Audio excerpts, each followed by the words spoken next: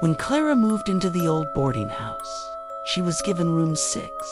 The landlord, a quiet woman named Mrs. Vick, handed her the key and said, "Don't go past the end of the hall. The last room isn't for guests." Clara nodded, thinking it was just some storage room. But every night, she heard noises coming from that forbidden door, soft dragging, then scratching, like nails on wood. On the third night, she couldn't resist. She crept out, barefoot, her candle flickering in the drafty hallway. The old floorboards moaned under her steps. The door at the end was different, older. The paint bubbled as if it were breathing. A small rusted padlock hung open, though Mrs. Vick swore it was always locked. Clara whispered, "Hello?" No answer, only a faint knock from the other side. She turned the knob.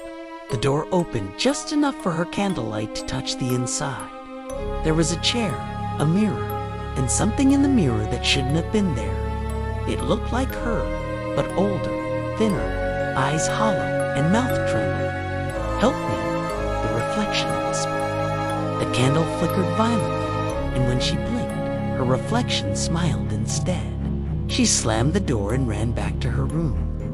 The next morning, Mrs. Vick was waiting. "You opened it, didn't you?" she asked.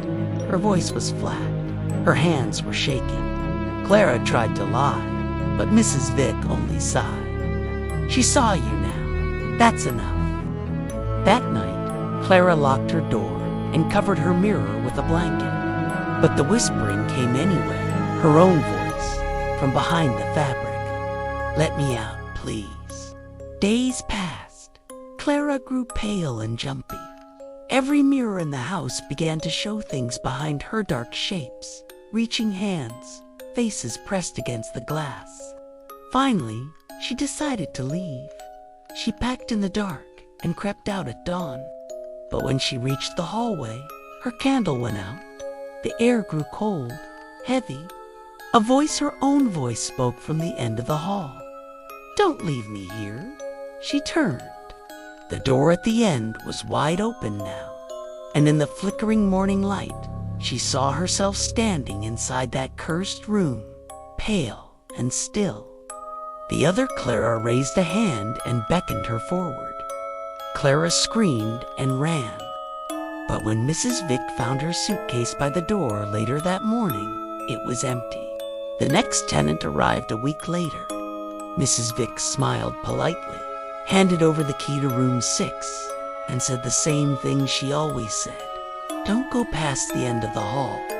As the new tenant walked away, Mrs. Vick glanced at the last door. For a moment, she could have sworn she saw 2 faces staring out from the dusty mirror, one smiling and one screaming.